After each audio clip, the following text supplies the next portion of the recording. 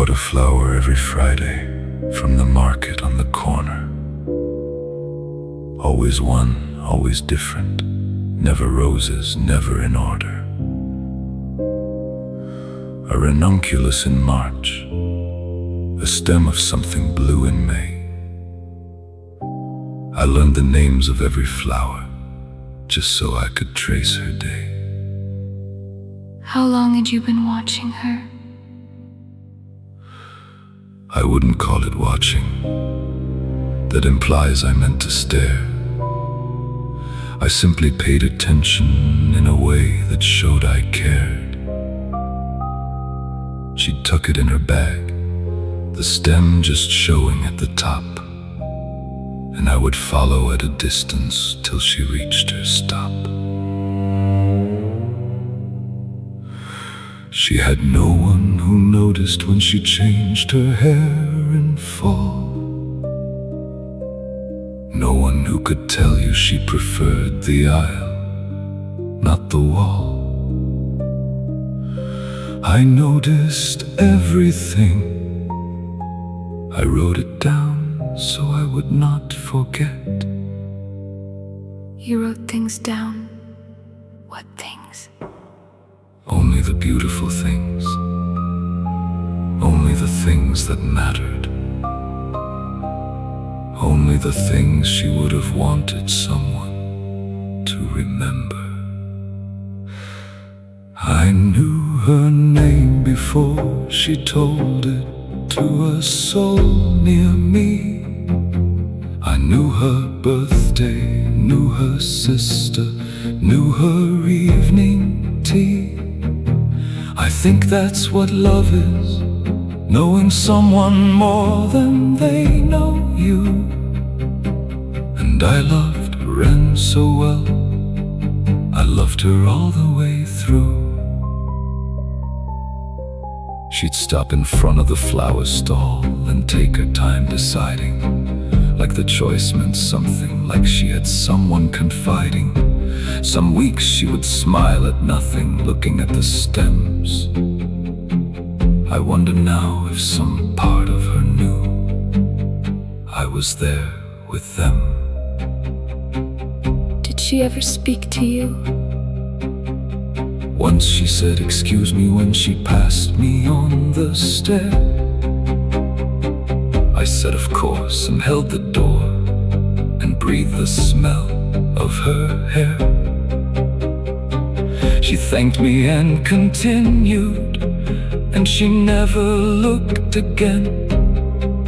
But that is not indifference, that is trust. That's what trust looks like with Wren. People think that love is mutual, that it needs two faces turned. But someone has to love enough for both, and I had learned that she was not the kind of woman anyone would keep. So I decided I would keep her, even in her sleep. What do you mean, in her sleep? I mean, I thought about her. I mean, I held the whole of her inside my mind while she was resting. I mean, I was her keeper in the hours she didn't know to ask for one.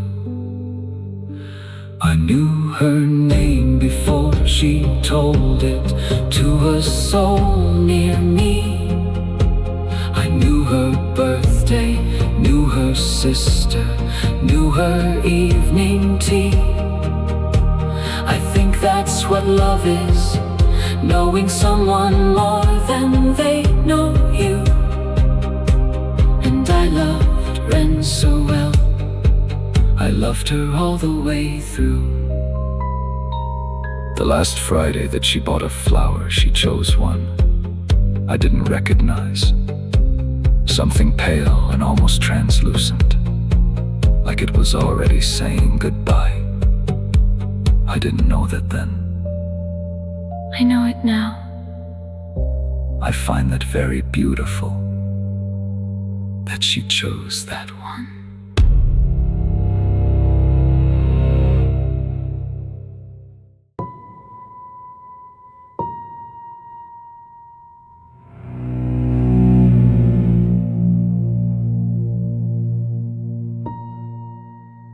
She had been having a difficult time.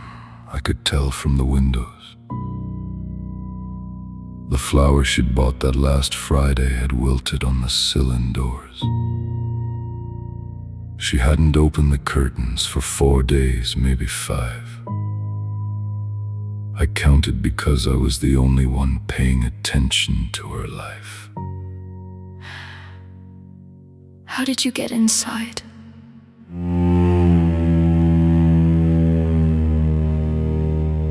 She left the window off the latch in summer, just the inner one. I'd noticed that in June, I think, when it was very warm. I didn't use it then. I want to make that clear. I only used it when I knew she needed me to be there.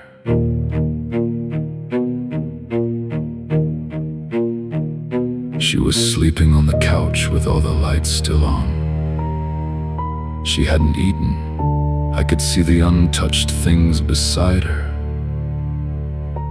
There was something so exhausted in the way she lay, like she was waiting for somebody. And I was finally there. She was asleep when you entered?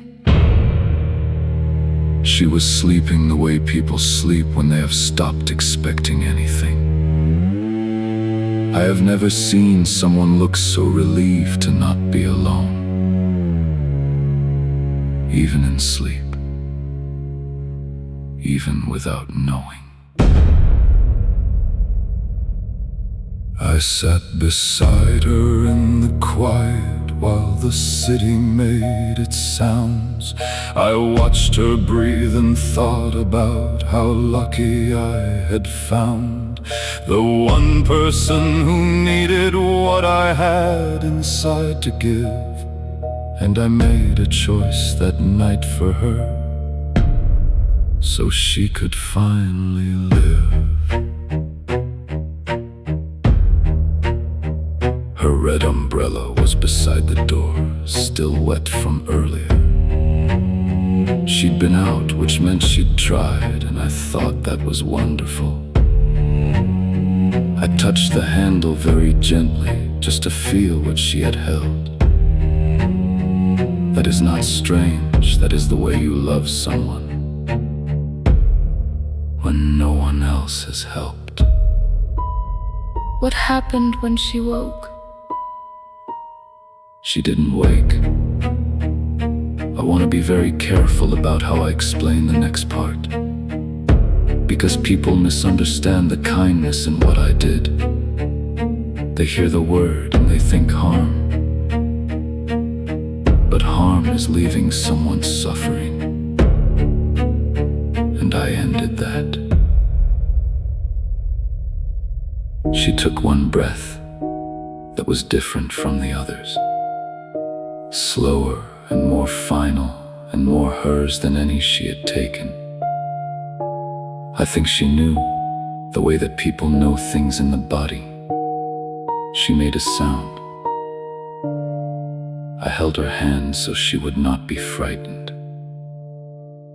And she wasn't. She made a sound, describe it. Like something being set down. Like the last word of a sentence you've been waiting to complete. I have heard a lot of sounds in my life. That was the most peaceful one. I sat beside her in the quiet while the city made its sounds. I watched her breathe and thought about how lucky I had found the one person who needed what I had inside to give. And I made a choice that night for her, so she could finally live.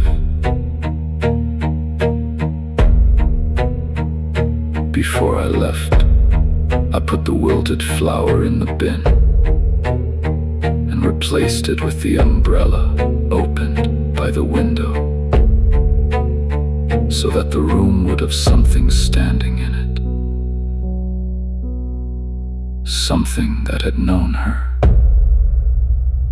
something that was mine.